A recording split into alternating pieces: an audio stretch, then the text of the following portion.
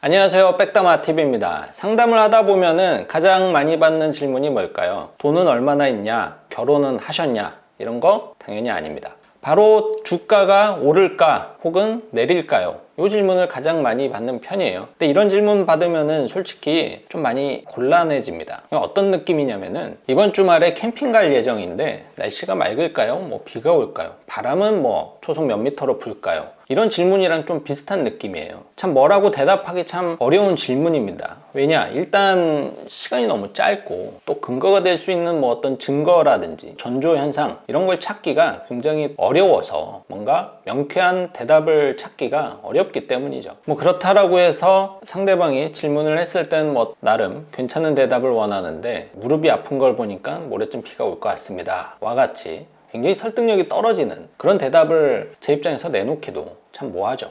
차라리 질문의 형태가 언제쯤 계절의 변화가 있을까요? 겨울은 언제쯤 올까요? 이런 질문을 받으면은 답변이 가능합니다. 왜냐? 경제도 계절의 변화처럼 일정 주기 같은 게 있으니까요. 금리가 오를 때 증시에 어떤 반응이 나타난다든지 유가가 오를 때 물가와 환율에는 어떤 영향을 미치는지 이런 과거 데이터와 과거의 경험치를 기반으로 해서 뭔가 대답을 내드릴 수는 있습니다. 다만 여기서도 주의할 건 뭐냐면은 기후 변화에 따라서도 이 사계절의 어떤 구분이 굉장히 옅어지고 있잖아요. 경제도 마찬가지입니다. 경제도 이 세상에 없던 것들이 새로 나오면서 과거의 경제 이론으로는 뭔가 설명하기 굉장히 어려운 현상들이 자꾸자꾸 나오고 있는 게 현실이거든요. 즉 우리들은 과거 데이터와 이제 경험치는 사실 그냥 과거일 뿐이고 이게 뭐 물리적인 이론도 아니고 수학적인 이론도 아니기 때문에 수많은 변수에 의해서 결국에는 바뀔 수 있다라는 것을 좀 인지를 하고 그리고 과거 데이터가 결국에는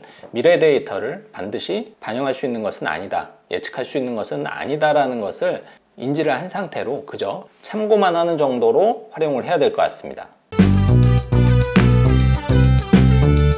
실제로도 증시 전망, 경제 전망 이게 얼마나 좀 무의미한지 이런 뉴스를 보면은 새삼 다시 깨달을 수 있는데 연초가 되면 항상 나오는 뉴스입니다. 올해 증시 전망 어떻게 보시냐? 이 뉴스도 21년도, 그러니까 작년 1월에 나온 뉴스예요. 그래서 우리나라의 어떤 증권사의 리서치 센터장님들이 인터뷰한 기사인데 그 내용을 보면은 투자 전략으로서는 한국 증시와 신흥국을 강조하신 분들이 많았고 또 어떤 분들은 하반기에 미국 증시가 유효할 것이다 라고 예상을 했습니다. 그리고 안전자산은 채권보다는 금이 좋을 것이다 라고 예상을 했고 코스피 지수에 대한 밴드 전망은 2500에서 3000 그리고 뭐 M사 같은 경우에는 2020년 말보다 20% 정도 상승 여력이 있다라고 했고 참고로 20년 말에 지수가 약 3000포인트였습니다. 그리고 D사 같은 경우에는 넓은 범위의 박스권 저건 굉장히 좀 무성의한 답변이긴 하네요.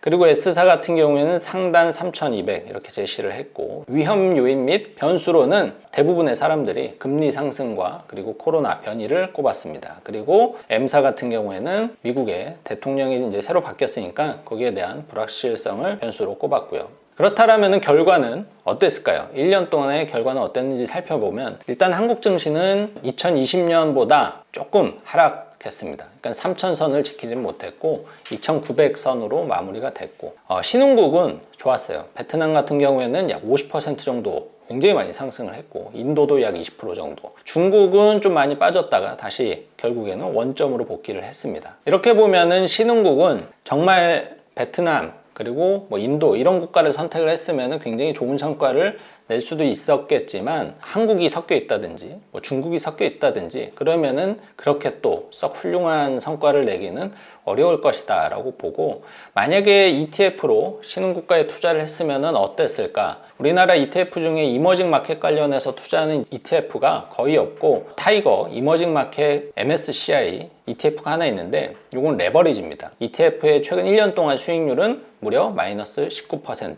어디서 많이 까먹었는지 모르겠지만 상당히 좀 부진했던 결과를 보여주었습니다. 그럼 선진국 증시는 어땠을까? 미국 나스닥이 1년 동안 약 20% 상승했고 다우지수도 20% 정도 상승을 했습니다. 그리고 유로스톡스도 약 20% 정도 상승을 했어요. 그러니까 전반적으로 선진국은 대부분 양호했습니다.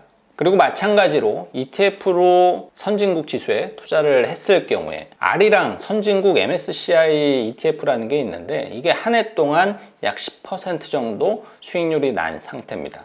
그러니까 결과적으로는 ETF로 비교했을 경우에는 신흥국보다는 선진국이 결과적으로는 더 양호한 성과를 거두었네요.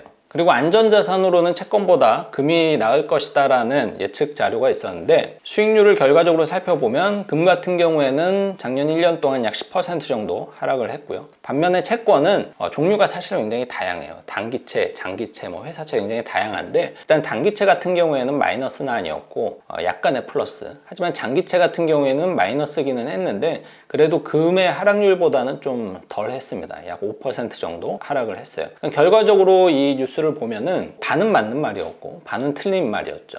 즉 별로 의미 없는 예측이었다라는 게 결과입니다.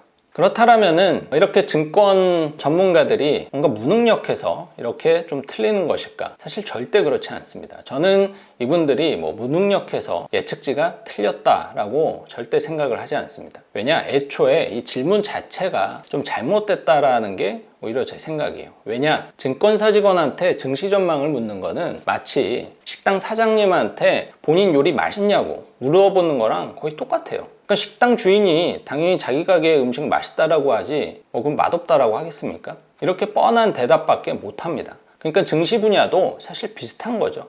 폭락할 거니까는 주식하지 마시고 예금하세요 하겠어요? 증권사는 주식 거래와 펀드, ETF 판매로 돈을 버는 회사인데 그리고 또 내가 한 20억 있는데 부동산 가가지고 집 살려고 한다 그러면은 어떤 사람이 지금은 집값이 내려갈 것 같으니까 한 3년 뒤에 오세요. 누가 이러겠습니까? 그냥 예산에 맞춰서 물건을 보여주겠죠. 결국 이렇게 뭔가 자기 이익 그리고 이제 회사 이익에 반하는 의견을 좀 말하기가 어렵기도 하고 또 금융당국의 어떤 컴플라이언스도 있기 때문에 단어 선택도 사실은 굉장히 조심스럽기도 합니다. 제한도 많고요. 그러니까 사실 이런 인터뷰 자료는 결과적으로 보면은 대답이 굉장히 애매모호할 수밖에는 없고 뭔가 투자를 하는 데 있어서 굉장히 좋은 참고 지표가 되기가 쉽지 않다라는 게 저의 생각이기도 합니다. 그렇다라면은 조금 더 지식이 많다라고 할 수 있는 경제학자라면은 어떨까? 아무래도 최소한 금융권 종사자들보다는 뭔가 좀 객관적일 수는 있으니까 예측의 정확성이 보다 높지는 않을까? 이런 생각이 좀 들 수 있잖아요. 하지만 이 논리가 맞다라면은 적어도 우리나라에서는 서울대 경제학과 교수님이 가장 부자여야 됩니다.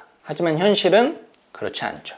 그러니까 결론적으로는 사실 뭔가 이익이 걸려있던 아니던 지식과 경험이 많건 적건 내일 벌어질 일, 다음 주에 어떻게 될지, 한 달 뒤에 어떻게 될지 이런 미래를 예측을 하는 것은 인간이 할 수 있는 영역은 아니라고 생각을 해요. 사실 점쟁이도 본인 죽을 날은 모르잖아요. 그럼 왜 저는 이토록 이 경제 전망, 주식 전망을 예측 불가능의 영역이라고 단정지어서 얘기를 하는 것일까? 이러한 이유들 때문입니다. 정말 수많은 변수들이 생겼다가 사라지곤 하는데 전혀 예측할 수 없다라는 거죠. 그러니까 예를 들어서 이렇게 친중 성향이었던 호주가 중국이랑 관계가 좀 틀어지면서 석탄 수출 금지 여파가 전력난과 그리고 좀 더 나아가서는 공급난으로 영향을 미칠 것이라는 것을 과연 예측을 할 수 있었을까? 카자흐스탄 사태 때문에 비트코인이 급락을 할 것이다 예상을 할 수 있었을까요? 그리고 우크라이나와 러시아 간의 분쟁으로 인해서 러시아가 열받아서 가스관을 닫아버렸죠. 그래서 유럽의 천연가스 가격이 폭등을 하고 있습니다. 이런 거 예측 가능합니까? 또 요즘에는 실업보조금도 많고 배달 수요가 많다 보니까는 그쪽으로 일자리가 많이 쏠리면서 물류 트럭 기사를 구하기가 어려워졌고 그로 인해서 물류 대란이 일어날 것이다 라고 생각이나 한번 해봤을까요? 정말로 이렇게 이 세상 일이라는 게 정말 서로 얽혀있고 이게 또 굉장히 복잡하기도 하고 변수는 또 오죽 많습니까? A라는 값이 이렇게 변했을 때 B가 꼭 이렇게 변한다라고 단정 지을 수 있는 게 단 하나도 없다라는 거죠. 왜냐? 중간에 변수가 너무나 많고 그 변수라는 게 우리 인간들이 예측하기에는 너무나 어려운 것들이거든요. 근데 문제는 예측 불가능한 이슈들이 앞으로도 계속 생길 것이다라는 겁니다. 그렇기 때문에 뭔가 예측을 하면서 투자를 한다라는 것은 정말 불가능의 영역에서 고군분투하는 것과 같다라고 저는 생각을 하고 저는 정말 시간 낭비인 것 같아요. 그걸 예측을 하기 위해서 부단히 노력을 하는 게 그래서 차라리 그 시간에 뭔가 소득적으로 일을 더해서 시드머니를 더 확보를 하는 게 투자에 있어서는 더 좋은 결과를 낼 수 있는 좀 현실적인 방법이 아닐까 싶을 정도로 예측을 위한 노력을 그렇게 긍정적으로 생각하지 않습니다.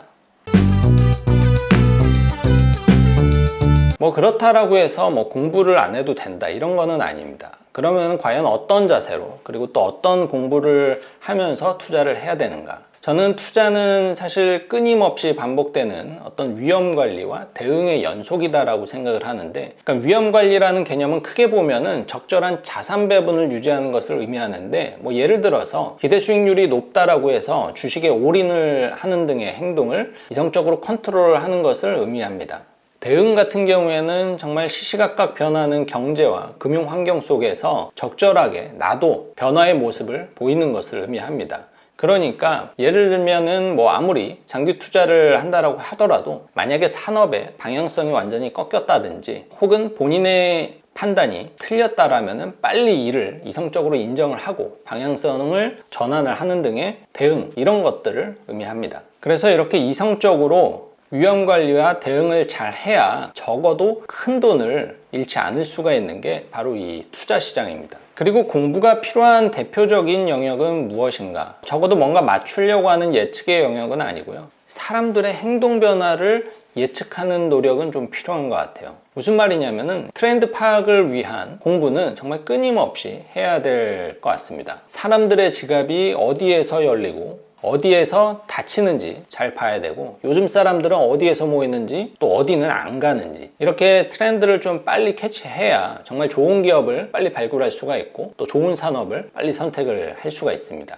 그리고 내가 내 두 눈으로 목격하고 경험한 이것을 바탕으로 투자를 했을 때 정말 장기적으로 유지할 수 있는 장기 투자가 가능하고요. 또 그렇게 해야지만이 어떤 투자의 성공 확률을 굉장히 많이 높일 수가 있습니다. 자, 오늘은 이렇게 예측에 대한 저의 생각과 가치관에 대해서 좀 이야기를 해봤는데, 뭐 물론 어떤 분들은 네가 예측할 수 있는 능력치가 없으니까 그렇게 투자를 하는 것 아니냐 라고 말할 수 있습니다. 물론 저도 인정하는 부분입니다. 저는 예측을 할 수 있는 능력은 없다라고 생각을 하고, 근데 사실 워렌 버핏도 이렇게 예측을 바탕으로 해서 투자를 하진 않아요. 그렇다고 우리가 워렌 버핏이 투자에 능력이 없다라고 하지는 않지 않습니까? 그래서 저는 제가 가장 잘할 수 있는 투자 방법, 그리고 끈기를 갖고 오랫동안 이 시장에 남아있을 수 있는 방법을 찾은 거고, 이 방법을 바탕으로 해서 꾸준히 투자를 하다 보면은 언젠가는 정말 꿈꾸던 경제적 자유를 이룰 수 있지 않을까 해서 그 원칙을 여전히 잘 지켜나가고 있습니다. 자, 오늘 영상은 여기서 마무리하도록 하겠습니다. 오늘 영상 도움 되셨으면 좋아요와 구독 그리고 알림 설정까지 해주시기 바랍니다.